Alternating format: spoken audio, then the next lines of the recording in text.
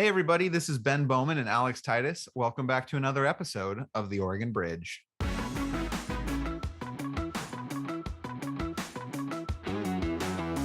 For me, it is about building a groundswell of support from Oregonians. I think even in these states where you're seeing really tight restrictions on abortion access, the need for abortion is not going to go away. To me, universal access to care means that everybody has access to affordable health care when they need it at an affordable price, and that care is quality care. We are beyond peak oil, right? So we know we have to increase our energy sources. And the only way to do that is through renewable energy. All right, folks. Today we were excited to interview Representative Andrea Salinas. Representative Salinas represents Lake Oswego in the state legislature, and she's a candidate for Oregon's new 6th Congressional District. Her background is, she's the daughter of an immigrant from Mexico. She graduated from UC Berkeley, and she's worked at the legislative level, both federally and in Oregon, for many, many years. She used to work for Senator Reid, former Senate Majority Leader. She worked for Congressman Pete Stark, who is a sort of quirky, well-known congressman from California, and Oregon's Congresswoman Darlene Hooley.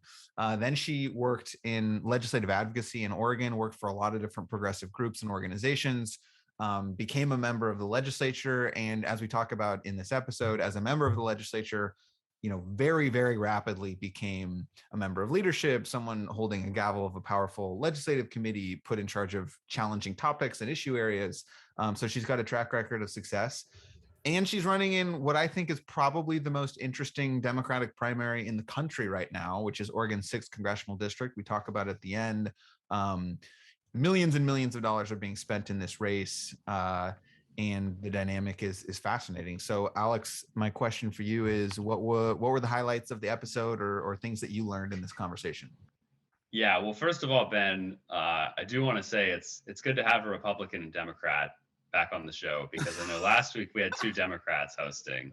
So, it's good to have a conservative and a progressive again instead of 2 people from your side. But no, I agree. And I mean, it's funny because almost all of our recent interviews have been with candidates on the D side from the 6th district, but it's literally unprecedented what's happening right now. Like, the amount of money being spent on this primary is absurd.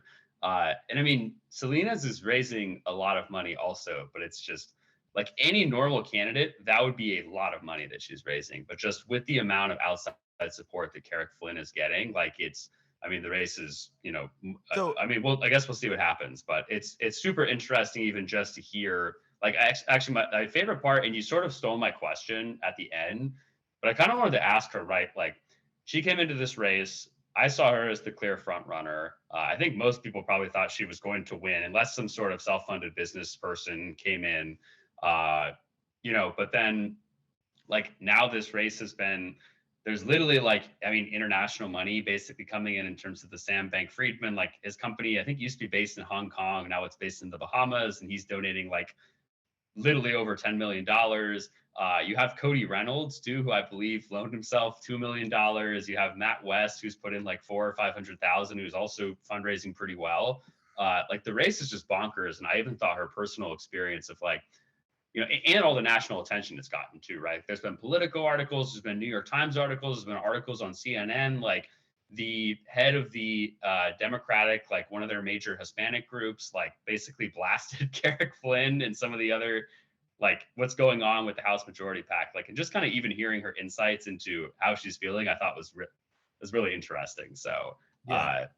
I will also, for me, I thought that was a really interesting and revealing aspect of the conversation. But before we even get to that, we touch on some of the most important policy issues facing Congress. We talk about abortion, what America looks like post Roe v. Wade, what healthcare policy looks like post Obamacare, climate change. Alex, you asked a series of foreign policy questions where I think you were surprised to see the alignment that you had with Representative Salinas and your own views. So there was some interesting pieces of the interview even before we get to the politics of the race. So I hope folks enjoy the episode. Alex, any parting thoughts?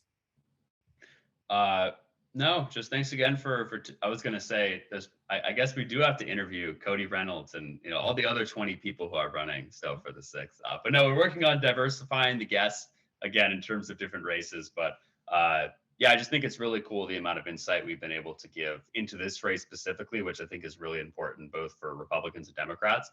But yeah, besides that, thanks again for listening.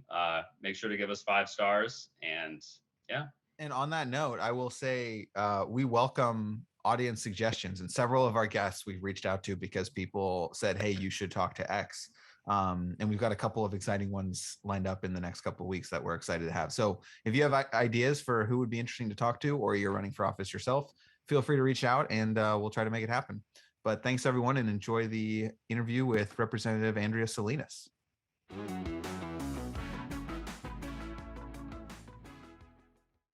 All right, Representative Andrea Salinas, how are you doing? I'm doing well. How are you? I'm doing great. We're very grateful to have you on the podcast. And when I was preparing for the conversation today, I was looking through your background, and the first thing that jumped out that I wanted to ask you about was your experience working in Congress, not as a member of Congress, but as a staffer. You worked for Senator Harry Reid, Representative Pete Stark, some big personalities in the national political world. So what was the experience like working for Senator Reid, for example, when you were a staffer? So it was interesting. I started off at the front desk. I had interned for Senator Feinstein my last semester at Cal in her district office, and I really got the bug. I think for politics, it was at the time the most expensive Senate campaign. She was running against Michael Huffington in 1994, and so when I started working for Senator Reid, I started off at the front desk, and it was really interesting. We had these staggered shifts.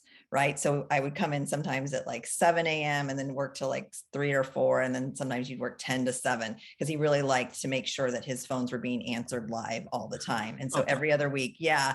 But it was interesting. So as a young staffer answering the phones from, for a senator from Nevada, when I'd work the 7 a.m. shift, and then it's like, 4 a.m. out in Nevada, I'd get these calls from people, and you could hear the slots and the chatbots dinging in the background, and people really upset over their Social Security benefits. And I need to tell this, and I was like, it's 4 a.m. your time. Maybe you should go to bed and leave the casino.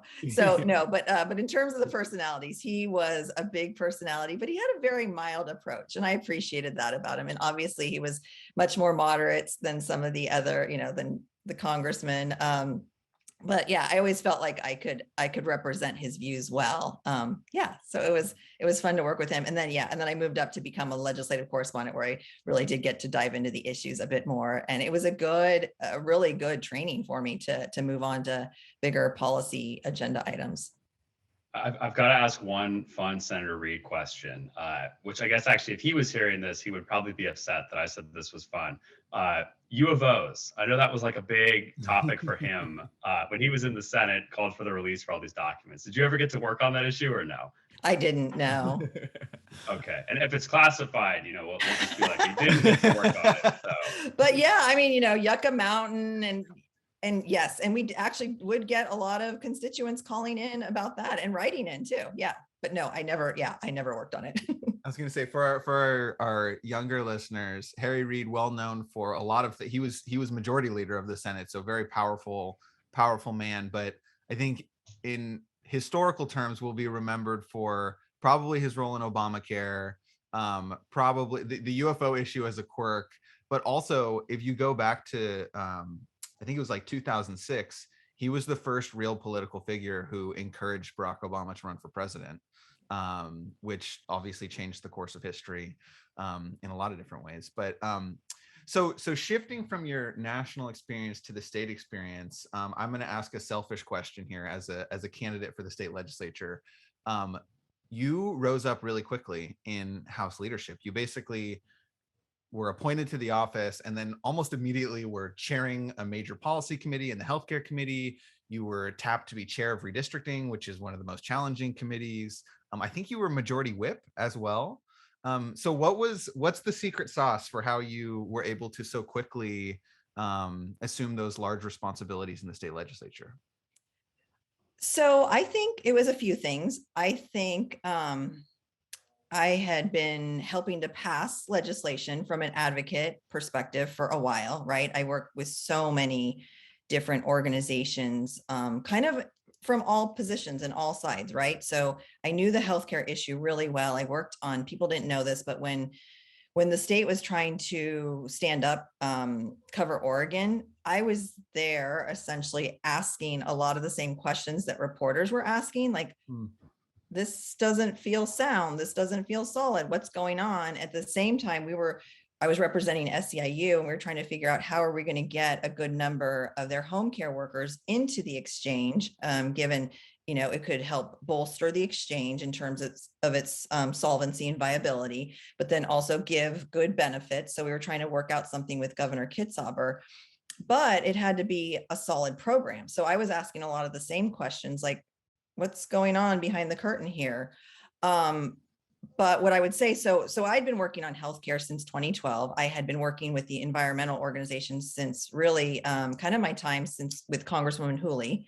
So I'd worked on it from 06 to 08, kind of from the federal perspective, but really started to get to know a lot of the players in the energy sector as well as the environmental world. And and so worked on a lot of different policy pieces. And so I think not only did I have the right policy chops, I had the right relationships with folks who are on the advocate side and, kind of the lobbying side, but as well as with like a lot of the legislators. And I think I also had the kind of the organizing and the ability to help other legislators to accomplish their legislative goals and agenda as well. And so, so I think the combination of all of that, and I think the speaker had told me at one point, you have a very similar background to myself. I was an advocate when I came here, and I think you really do get a big breadth and scope of experience in order to help you lead in that role. And then I think I didn't know this at the time, but when Mitch Green, like the chair of the House Healthcare Committee, when I first got on, I didn't realize how excited he was for my candidacy for the appointment. And he told me, he was like, let me know how I can help you. And I was like, okay, he really was. And so the first thing he did was he tasked me with this work group, a task force that was universal access to care, which they've now kind of extended to try to bring all the players around the table to figure out how do we get to expanding access to healthcare for, lower cost, better quality, better health outcomes. And we took the better part of maybe like 9 months and brought a lot of the players around the table. He thought the report, I went back and looked at the report recently, and it's a really good report that can show you some of the steps that can get you to a single payer system or something that could work better for actual patients. And I think the work that I did there also was enough to, for him to, and the speaker to believe that I had the chops to basically take over the gavel. And then once I took the PERS vote and realized I needed to be in the rooms when some of these decisions and deal makings were happening, that's when I was like, oh my gosh, I need to be in leadership to be able to either push back when I don't think my leadership is doing the right thing, or, to be able to just have a bigger voice for my constituents. And so that's when I decided to run for assistant majority leader. And then, right before I stepped down, when I decided to run, I was House whip. And that also, I just think, helping people get elected, helping them get their agendas passed, I've kind of been doing it all, right? Knocking on doors, making phone calls, helping the caucus, as well as helping figure out how to put policy packages together. Fascinating. Right. Yeah. And so, and you just talked a lot about putting policy together, helping to move things forward, kind of innovating, creating new policy. I feel like in terms of that happening in Congress right now, it's happening a little, things are moving, right? But very likely after this midterm election, Republicans will almost certainly take back the House. They will almost certainly take back the Senate. It would frankly be historical if they didn't.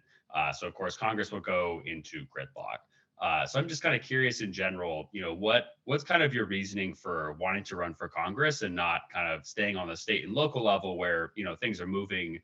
Whereas if you move over to Washington, things will be very gridlocked, probably for at least another 4 to 6 years. Yeah, so I think, when I worked for Senator Reid and when I worked for Pete Stark, and for Pete, I did tax and trade policy for his Ways and Means Committee, and Social Security. And those were some pretty big issues, but it was under the Clinton administration and the Bush administrations. Republicans controlled both sides, right? It was the Republican Revolution of '95, the Newt Gingrich, big takeover, and then and the Senate had just swung back red too. So the entire time I was on Capitol Hill, we were under Republican-controlled Congresses, and I think the thing that as a staffer, I mean, obviously I have to, pitch. You have to pitch for your bosses, but I think the thing as a staffer that I learned is that there are alliances and allegiances that you can form. Like, when Enron happened, and I was again doing tax and a lot of the banking stuff for Pete.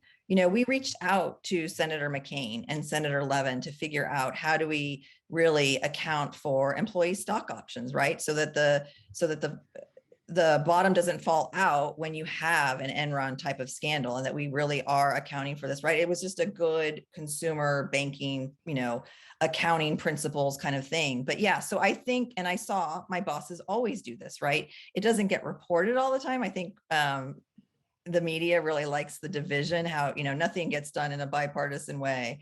But honestly, it almost always does, right? I saw, who was it? Congressman Dick Armey and Pete Stark really work on expanding benefits to kids, right? Around the not the child care tax credit, but also CHIP, the Children's Health Insurance Program, right? Expanding that. Because again, and that, that was a while back. But I do think, so to answer your question more directly, Alex, I do think I have the personality and the stamina to really reach out and figure out who those people are who maybe, aren't going to come with me to pass a Green New Deal or to pass, Medicare for all. But what are some of the things that where I can meet them where they are, they can meet me where I am, and where we can mutually benefit Americans all around, right? And not worry about right now who's getting credit for this, but just really delivering for people. And I feel like if that's what all of us continue to kind of focus on, is how do we deliver for people who I feel like frequently want the same thing, right? It's just like, how do we get there? And I do think I have that kind of personality to kind of be that kind of voice in Congress. So I'm excited to kind of take, and I feel like I've been that role and that person in the state legislature. And I feel like I can do the same thing. And like you said, knowing that it can be frustrating, it could be gridlock, but I think there are smaller things that can be done, and certainly delivering for this new congressional district where I think, agriculture is going to be big. And I think, working families still have issues that they care about. And I think I can be that voice. Gosh, yeah, no, that's it's definitely refreshing and interesting to hear people running. I know Joe Biden won the 6th congressional district by about 16 points. I mean, I would say, I guess you may consider it swingy, but I think most people would consider it to be safer. And not to put you on the spot too much, because you answered the second part of the question I was going to ask, but is there like a Republican in mind, either, I guess from Oregon, you have only one option, you'd work with Representative Benz, but maybe a national Republican who you're like, oh, I think they're doing really interesting work on this, and I would love to be a part of that, just because, you talked about kind of working across the aisle, kind of deal making and things like that. If no one comes to top of mind, I don't want to put you on the spot with that, but just no. I mean, I've thought about this naturally. Yeah. And I don't know anybody kind of, outside of Oregon who I have been following necessarily, but I would reach out to Congressman Benz. I worked with him, and I don't think we ever saw eye to eye, but I would go to him. I was working for the Pew Charitable Trust on the Campaign for America's Wilderness, and we really were looking at the Antiquities Act to get some national monuments, and the Oahe was one of them. We really wanted to protect the Oahe Canyon lands, and obviously this is in, and at the time it was Senator Benz's district. So I went to him and I told him, right? I mean, so that's the kind of person. That's how I work, right? If I'm going to do something in your district, I'm going to go talk to you. And he even invited me on his radio broadcast at one time. I was like, I don't know. He's like, no, you're smart. You like enviro issues. We're kind of the same. And I was like, yeah, but you're really smart. So, but anyway, so very flattering to hear that from him. But yeah, I've worked with him in the past, so he would be my natural first step, of course, and then to see who else he thinks, I could reach out to as well. But yeah, and I think he serves on the Natural Resources Committee as well. So naturally, I would reach out to him. So that is a good transition to the next portion of our conversation, where we want to ask about specific policy issues. So to start with, something that I think is actually on a lot of voters' mind right now is there's a New York Times article, and I'm guessing you probably agree with this framing, where they basically said whether it's pro-choice advocates or pro-life advocates, virtually everyone agrees that the Supreme Court is likely to strike down Roe v. Wade and create new precedent of some kind. And the likely outcome is that the decision about abortion access gets referred to the states. Before we talk about policy or Congress's role, I know you've been working on reproductive healthcare access for a long time. What does America look like in a post-Roe world where the decision is left to the states? Like, what do you think? What are the challenges of that kind of a model? Well, I think we're starting to see the challenges of it right now, right? With states putting restrictions on abortion access. And we have already felt it. I know, from our Planned Parenthood clinics to our private clinics, we are going to see people, Idaho. It's not like, I think the need for abortion and reproductive health care is not going to suddenly go away, right? Women still make up 50% of the population, according to the Guttmacher Institute. I think their last survey in 2020 or 2021, 70% of Americans still feel like the right to abortion is the right thing. So that's a big percentage, right? So I think even in these states where you're seeing really tight restrictions on abortion access, the need for abortion is not going to go away. And safe, I would hope it would be safe and legal where people sought their abortion care, but that's going to mean the states that are still standing to protect the right to abortion. And so I think what I was about to say is we're already seeing an influx of patients here in Oregon. And I think, other states that keep it legal and safe will have the same challenges. And so I think being able to help women pay for and access the abortion service that they're seeking is going to be a challenge for states, because a handful of states, 20 states can't take on the other 30 states abortion care needs. Totally. And what I've been thinking about is like what the ultimate impact seems likely to me is like, if you're a person with means and you have some money, you will be able to get on a plane and fly to California or Oregon. But if you're low income and you're in a position where you need to have an abortion, you might not have that opportunity. And that's a pretty scary scenario that frankly could become relatively commonplace in Oh, this new framework.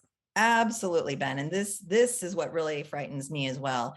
And I know, there are funds that have been set up to help women pay for their travel and overnight expenses. But, going back to kind of, perspective is everything. If I can't remember what the percentage is, but it's a pretty high percentage. Most abortions are from women who already have children. And so if you're a single mom and you need abortion care and you're working, you're not going to be able to take time off work to, fly from Texas to Oregon or California to get that care. You're just not. And especially if you have kids who are in school, you need to care for your kids.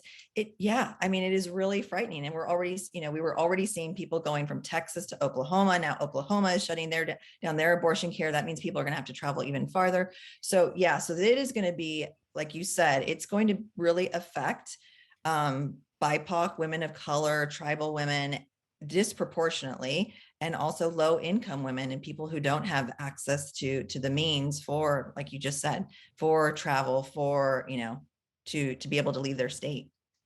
So to ask a policy question on this, and as Alex mentioned, Alex obviously is strongly pro-life, and most of his party is, and I think I'm still holding out hope that Democrats will hold on to at least one of the chambers, but I do agree with Alex that the outlook does not look good for Democrats.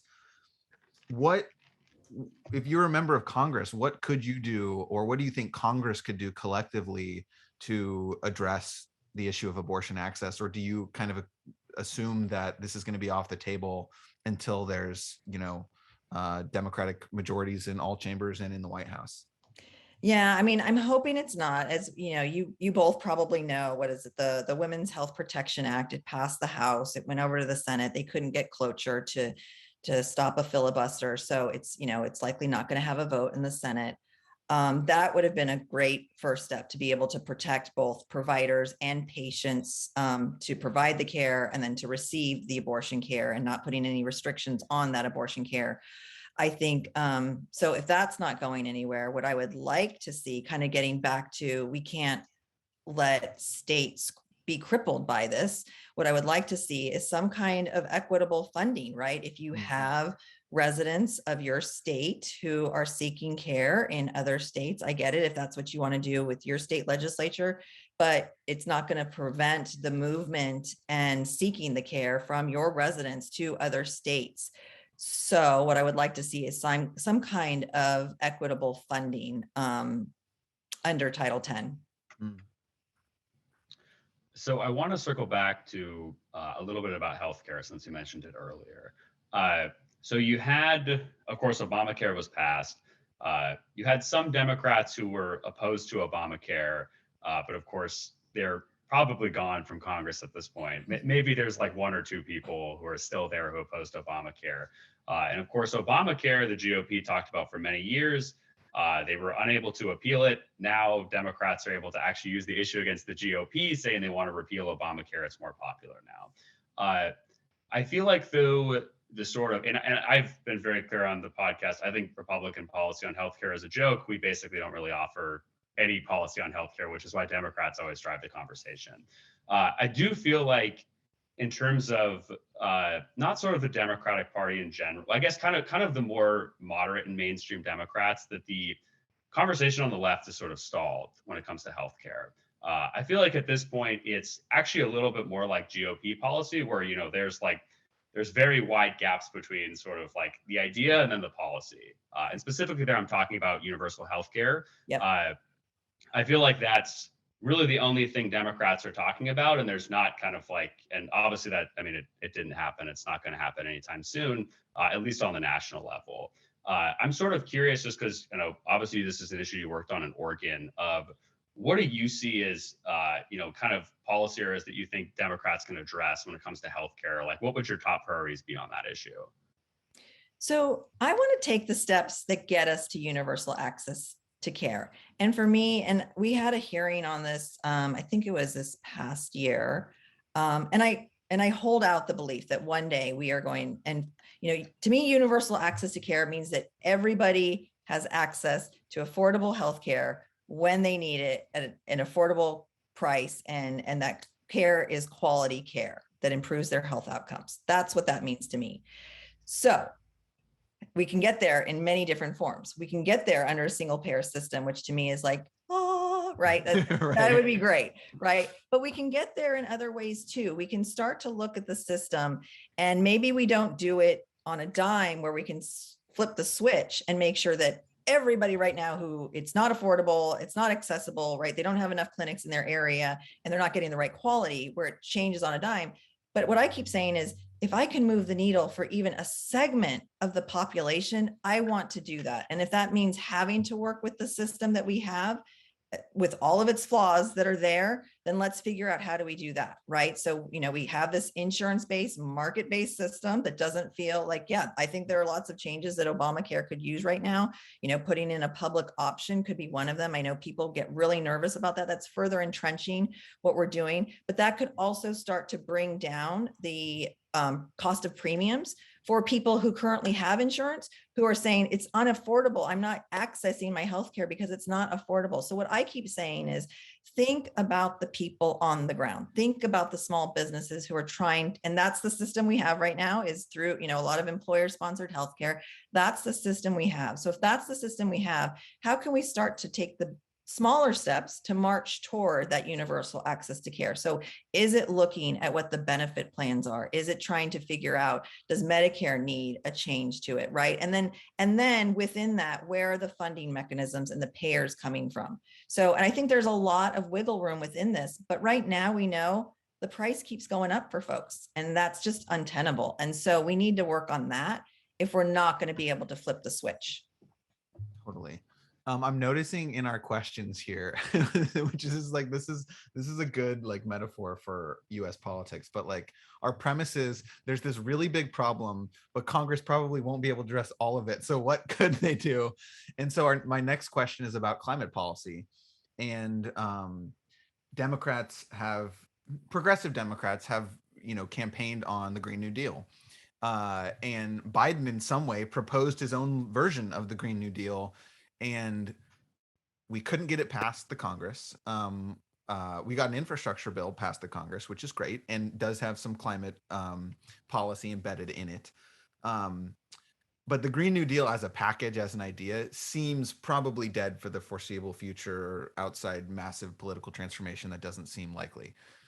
That being said, we also know climate change is an incredibly time-sensitive issue where we're already seeing and feeling the effect. Like today is Earth Day, so for my Earth Day Right. Happy post, Earth Day. Yeah. Happy Earth Day, I posted about how like when I think about climate change, what I think about is the 117-degree heat dome, droughts throughout the state of Oregon, melting snowpacks, wildfires that are bigger and scarier than ever before. So like it's already here. So I guess the two pieces that I'm putting together in this question that I'm hoping you can help us think through is like, one, scope of the problem is really big and bad and it's already here. And two, I fear that Congress has proven that it is incapable of addressing the scope of the challenge with the speed and resources necessary to address it.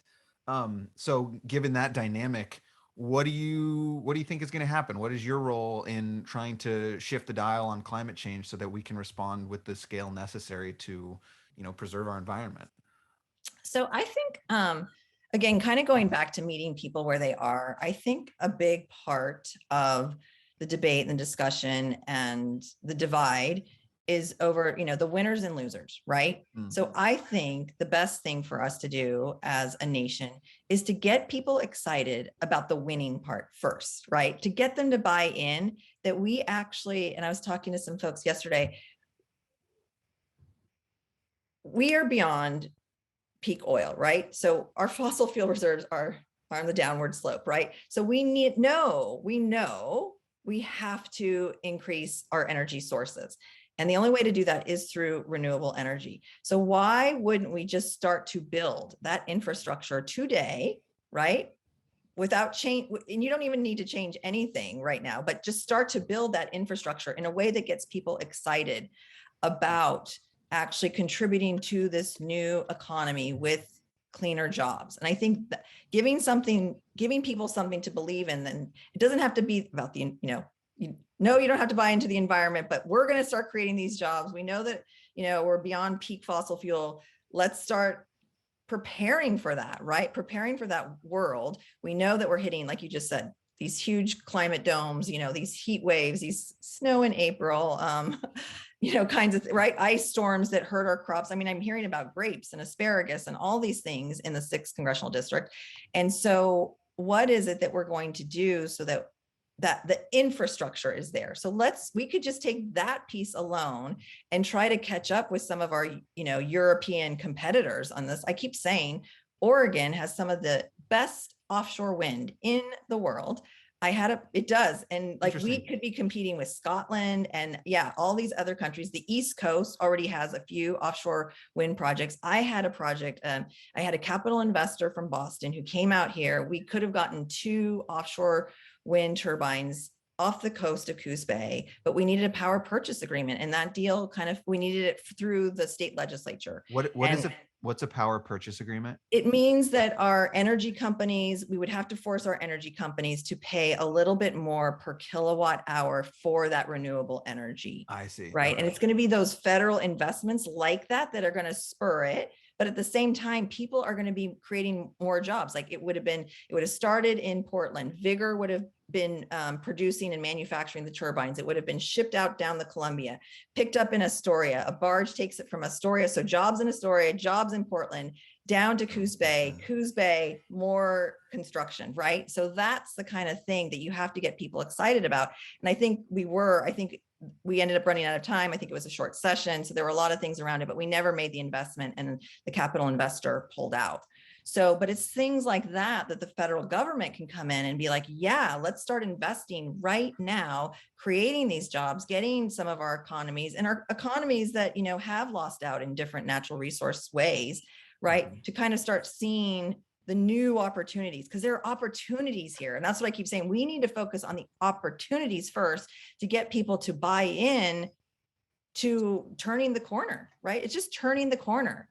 It's like every phase of our country when we've had to see like kind of the new vision, but when we get people to buy in and they're actually doing the jobs, they're working on those, windmills out in Sherman and Wasco County, but let's not have them come from Texas. Let's train them right here in Oregon. Let's make sure our workforce here in Oregon knows how to do this stuff and that we have, but it will take, like I said, that federal investment. And I think that is a critical piece and we need to roll it out nationwide because I do think every state in this country could actually benefit from this. Alex, I love what you just said, Representative, because you're sort of framing addressing climate change as an economic development opportunity, which to me, Alex, that's speaking Republican language to Republican legislators. Do you think that's a potential? And like one of the things we talk about on this show often is like, well, when the timber economy died, we didn't really replace it, and so there's economic devastation in places like Coos Bay, for example. So Alex, do you think that's a viable?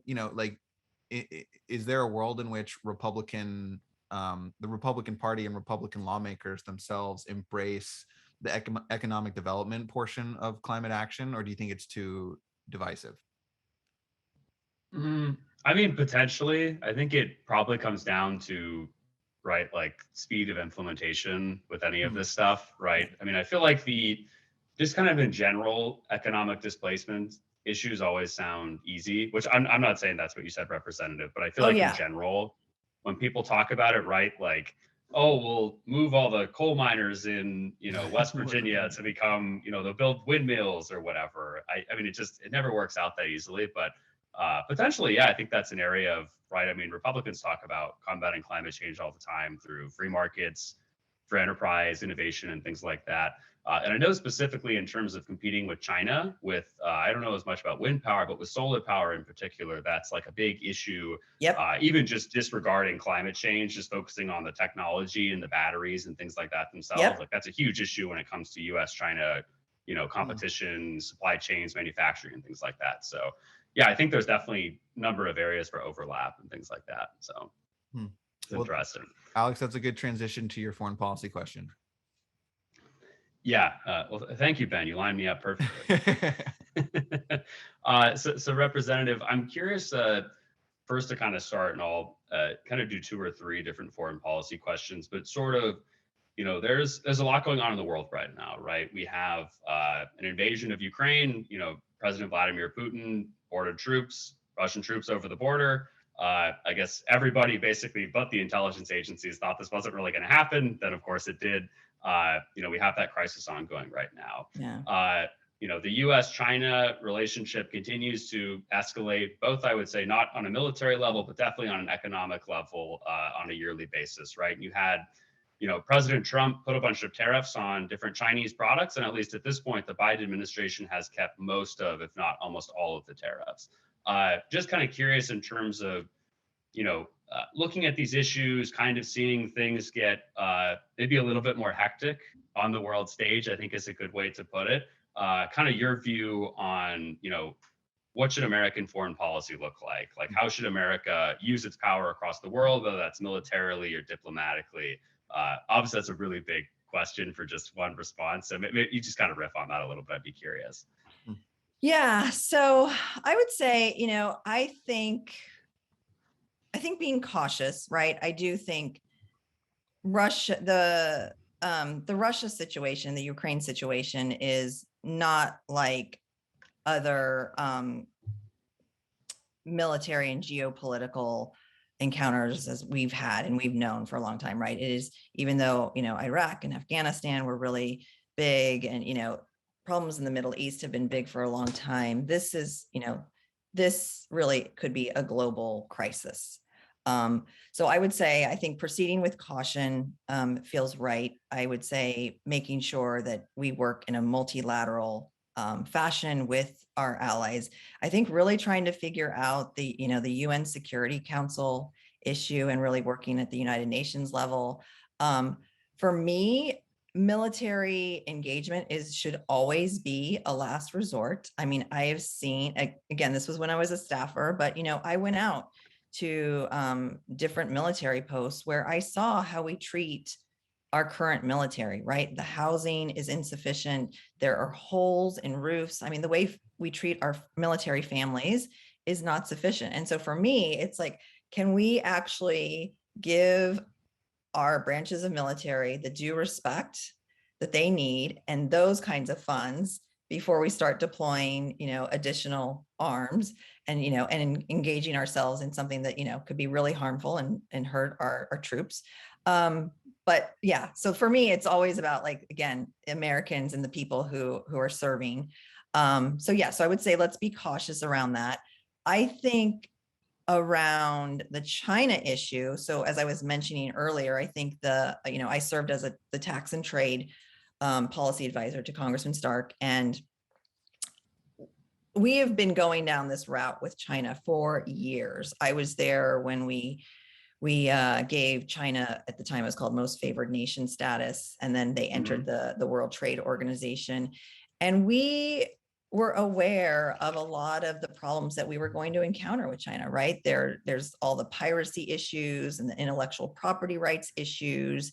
And the fact that China cheats, they just cheat, yep. Right? And so I think we do need to get, I think, just take our stand. But again, given that China is part of the World Trade Organization, we also need to get back to a diplomatic view with trade as well and be better allies so that we actually, because China doesn't just cheat with us, right? They cheat worldwide. So is there a way that we could figure this out multilaterally to hold China accountable? Because they should be incurring, different sanctions and repercussions, especially around trade. And then in the long run, it will help America's economy and America's jobs through our, actually enforcing our different trade agreements. But until we can do that in a way that is global, it's going to be really hard for the US to unilaterally do that. So I do think it's going to take, a different, kind of multifaceted approach on that one. But yeah, I would say, it's frustrating for me because I know, our Columbias and our Intels, some of our largest companies here in Oregon, I think end up being hurt by that. Yeah, no, and that's actually when I was working in DC politics that we hear from some of these companies, right? Is that they are basically forced to toe the line completely by the Chinese government when it comes to public statements, when it comes to editing, because which again I don't think they should do, but I think actually their response is somewhat warranted. When I said about it, they say, "Alex, that's because the U.S. government isn't doing anything to stand up for us in China." And I was like, I've actually never thought about that. That's kind of interesting. And yeah, that leads me to my next question. I'm really interested just because you worked on these issues. Is where do you think that fine line kind of is between human rights and then economic interests? And I'll give you two examples. One, I think it's been really easy for people to talk more purely about this issue when it comes to Russia, just because the economic consequences. The gas, the oil production certainly doesn't help from a gas perspective, but really Russia does not produce that much that your everyday American actually uses. Now, when it comes to China, of course, a lot of our major components, major supply chains, very important industries, right? Masks during the, right. We couldn't even get medical workers masks during the COVID crisis because they're all made in China, and there's pretty ample evidence that they were withholding masks from us on purpose to basically hurt the United States. So my question sort of is, and again, more philosophical, is where do you kind of see that fine line between, right? We need to support our economic interests. Oregon has a big pension fund that it has invested in Chinese stocks, which, of course, we want to have good pensions for our teachers, firefighters, et cetera. But then we also want to care about things like the Uyghurs and persecuted Christians, persecuted Muslims, national security issues. Where do you kind of view that line, or how do you kind of think about those sorts of things? Yeah, so this is interesting because this is going to be a hard question for me, given that Super easy to answer in 2 minutes, right? Exactly. So Congressman Stark actually we worked very closely with, was it Congressman Wolf from Virginia, a Republican? So when yeah, Frank Wolf is the man. Yeah, he's great on these. Yeah, exactly. And so Pete and Frank were very closely allied on our trade agreements. And so, and how you would do the debates and how you still, I think they still do it this way, is you'd have, Republican for, Democrat for, and then Republican against, Democrat against, and you do this round robin of speeches on the floor for any given debate. And so I would help to manage floor time for my member of Congress. So I got to, work very closely with a lot of members and kind of and learn about their views. And so the human rights issue, so I'm trying to figure out like, okay, where was Pete and where does Pete end and Andrea begin also, right? Because my own views around this. And you're right, like Congressman Wolf was really passionate about the human rights issue. And as a feeling kind of empathic person, naturally, I was there as well, right? Yes, we have to, and I think actually at the time, Nancy Pelosi was the same way, right? She has a lot of Chinese constituents. We saw the Falun Gong being her, right? Religious persecution, Christians, right? So from the humanitarian side, it was awful, but it felt like, again, nothing is going to be done unless we take a more global approach and really get our other developed nations to address this with us, right? The US is not going to unilaterally, bully China into treating their people well and to giving them, the same kind of rights that, prevent them from having, slave factories out in, what was that, in like the western portion of China. And yeah, I mean, they really, there are some egregious things that they do. And it's not fair in terms of competition by any means, right? Because there is pretty much slave labor. But when it comes to our industries and our workers, I feel like they're, like you just said, Alex, it is a fine line, but I feel like we also probably have data now that we may not have had before that can help direct us and help us figure out where we actually overlap, especially in certain sectors, and where we can actually push to get our allies into this game with us, right? Because like you were mentioning Russia and the whole, for us, yeah, as consumers of gas from Russia, yeah, not so much. But Germany, were they holding out? Yeah, they were holding out. So this has to be, all these things I think have to be a bigger discussion, right? We created this. We created the World Trade Organization. These are, constructs of governments. Now governments have to hold these parties accountable, and it can't be just the United States. But I do think over the course, I'll just say it, over the course of the last few years, I do think there were some areas where the Trump administration hurt us diplomatically, and it's been really hard to get back to a place where we can be the leader that everybody jumps on board with, right? To really bring our allies along. So yeah, I think it's going to take some diplomacy work. Well, thanks for taking a tour of all aspects of foreign and domestic policy. We always laugh when we interview people running for Congress. The scope of policy issues that you're supposed to have an opinion on is pretty amazing. It's far larger than I would say at the state level. But for our final portion here, we want to talk about politics, because the race you're running in the 6th Congressional District is really a race unlike anything I've ever seen before. And our listeners will know we've interviewed Carrick Flynn, we've interviewed Matt West. The basic state of the race, and then I'm going to ask for your take, is, Carrick Flynn. Let's start with this. There's a bunch of people running. There's like 10 or 12 candidates running, 2 state legislators, a former county commissioner, a doctor, engineers, etc. We got a lot of different people running. And that's what it looked like at the beginning of the race. It was just sort of going to be a competitive primary with a lot of candidates.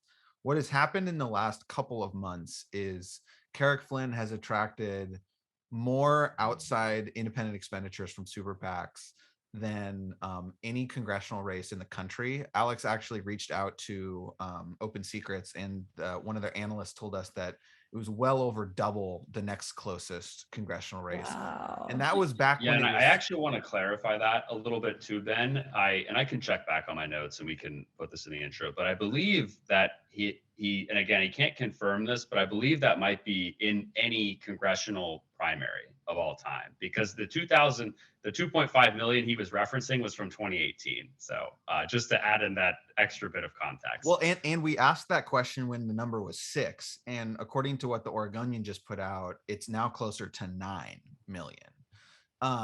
So there's a lot of questions that I'm curious about embedded in this. I guess the first is, I mean, you've raised a lot of money, but you haven't raised anywhere close to that amount of money.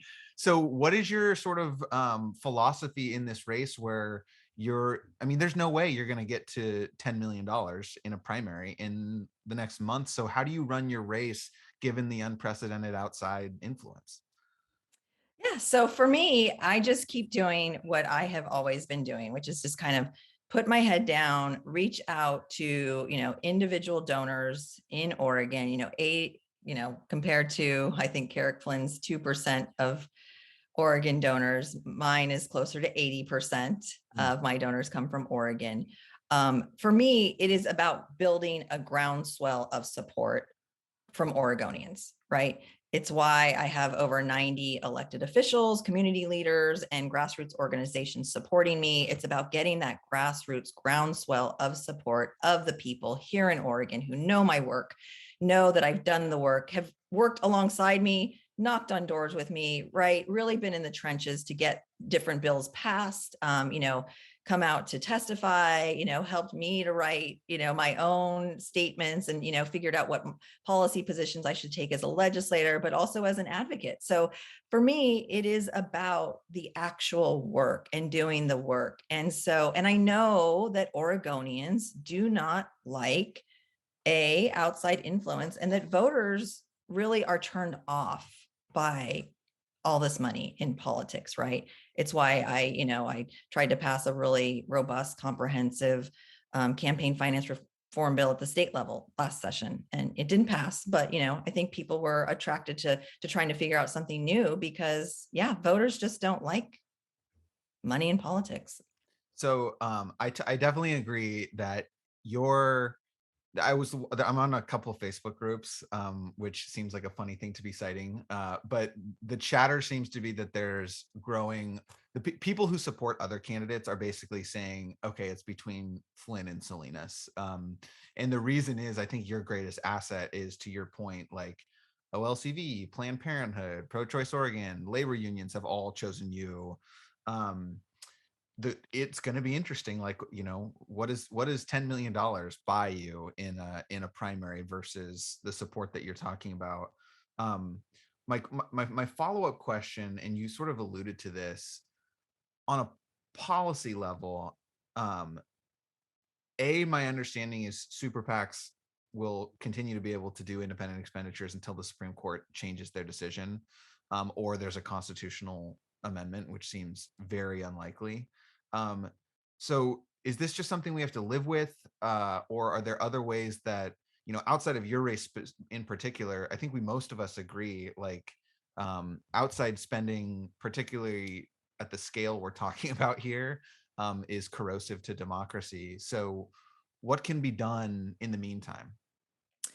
Yeah, that's a good question. And I don't know exactly at the federal level what the restrictions are. I think the thing that is so frightening and egregious here, and what a great term, corrosive, is this idea around dark money, right? That you don't even know who is behind the curtain, right? To actually prop up this, phantom candidate, right? Who is feeding the giant. We don't know. And that feels scary when you don't know who is pouring money in, you don't actually know what their motivation is. And so what are you trying to do here? And so, so I would say that disclosure, transparency element, but I don't know if that's part of the court's prohibition. I don't either. That's a good observation. Quick follow-up before I go to Alex. The other development in the race that I think is unprecedented is House Majority PAC coming in and signaling a $1 million investment for Carrick Flynn as well. I think they may have walked that back in some way. I'm not super clear on what the latest on that is, but do you have any theories on what that was about with the House Majority PAC, the sort of like Pelosi aligned super PAC? No, again, it's, the House Majority PAC is a super PAC. And so we don't know, who their donors are. And yeah, so, there's been, I think speculation, but I mean, really what it comes back to, I think, is who really is behind Carrick Flynn's donations, right? And we know that Sam Bankman-Fried is a cryptocurrency billionaire. He's backing, our crypto candidate. And really, I think there are a lot of questions about what his motivations are. And, and he's, I think said on the record to Politico, he wants to influence a couple of these races around the nation in order to help influence what cryptocurrency regulation looks like. Right.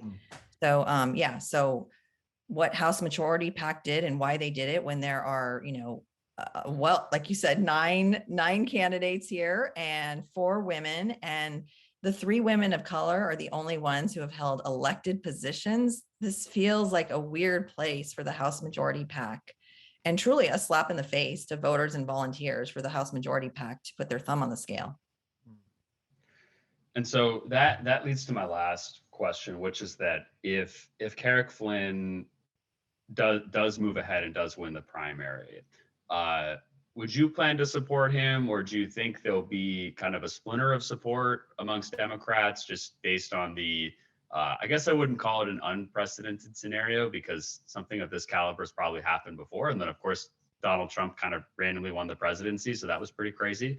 But just curious, obviously, I think you and basically every other candidate, if I'm not mistaken, put out a statement essentially calling out Carrick Flynn. So do you think there'll be splintering, and, would you plan to support him if he was to move ahead in the primary?